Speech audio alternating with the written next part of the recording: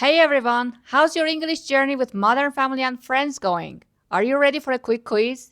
So we are almost done with the first episode of Modern Family. This is actually our last lesson on it. I figured a short test would be a really helpful way to wrap everything up. Let's get into it.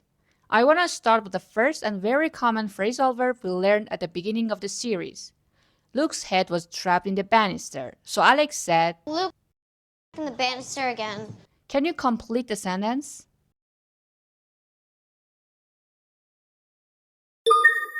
Luke got his head stuck in the banister again.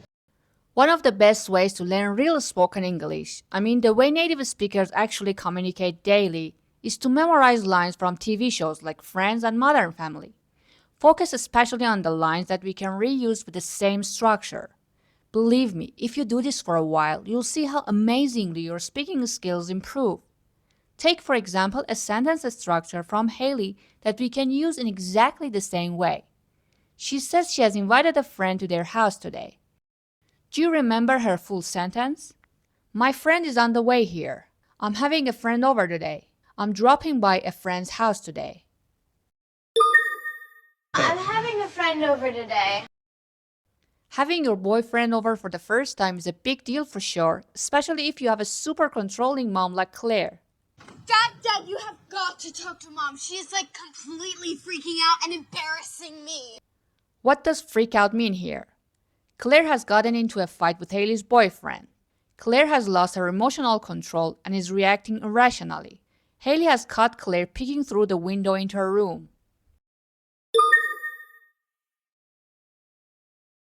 Manny's team has almost lost the game, but Gloria is still very excited.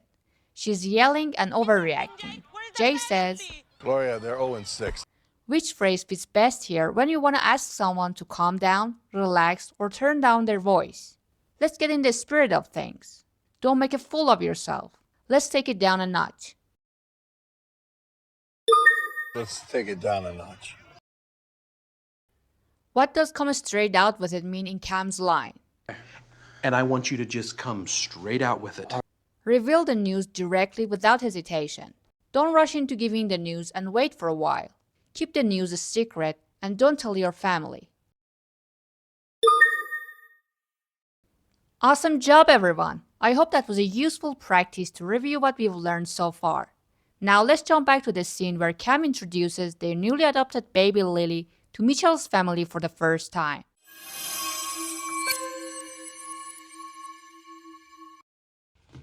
Okay, I know that I said I thought this was a bad idea, but what do I know?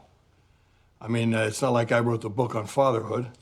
Jay's dialogue is full of powerful everyday expressions. Let's break down the 3 phrases we hear. To write the book on something. This is an idiom used to say that someone is the ultimate expert on a subject. It means they know more about it than almost anyone else. It's a way of giving the highest possible compliment about someone's knowledge or skill in a specific area. When Jay says, "It's not like I wrote the book on fatherhood," he is being self-deprecating. He means, I am not the ultimate expert on being a father. I don't have all the answers. It's not like I wrote the book on fatherhood. He's admitting his own fallibility to make Mitchell and Cam feel better. Other examples. Don't listen to me about fashion. Talk to Maria. She wrote the book on style. Here, Maria is considered the fashion expert. He can fix anything around the house. He wrote the book on DIY home repairs. He can fix anything around the house. He wrote the book on DIY home repairs.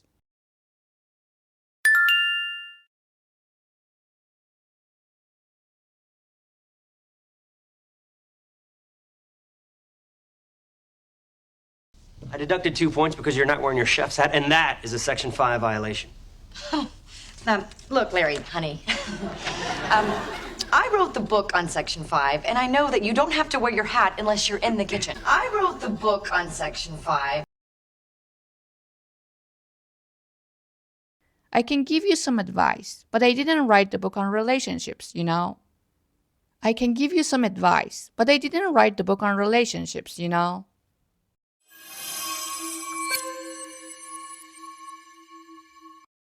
Been trying all my life to get it right. I'm still screwing up.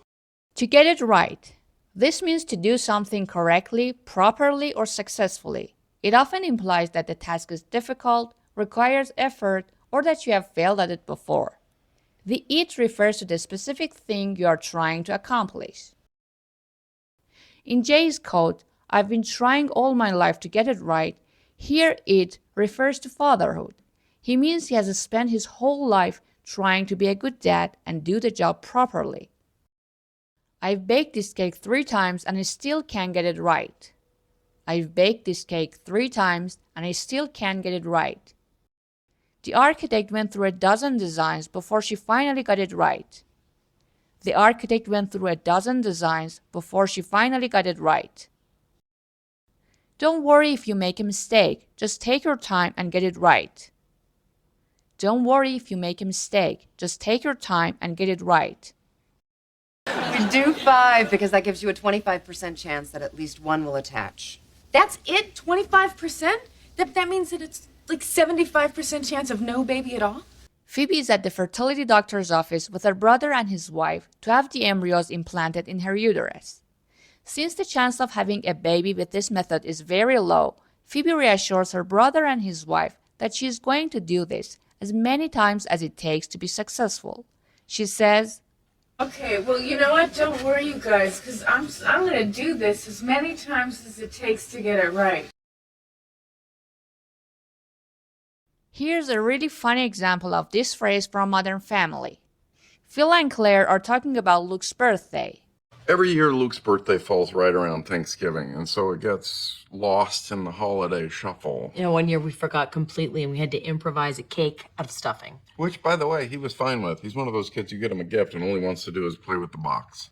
They say he's the kind of kid who likes the box more than the actual gift. But they admit they can't even get that right and say, Yeah, one year we actually just got him a box. A really nice box. And we made the mistake of putting it in a gift bag. So he played with the gift bag. We can't get it right. We can't get it right.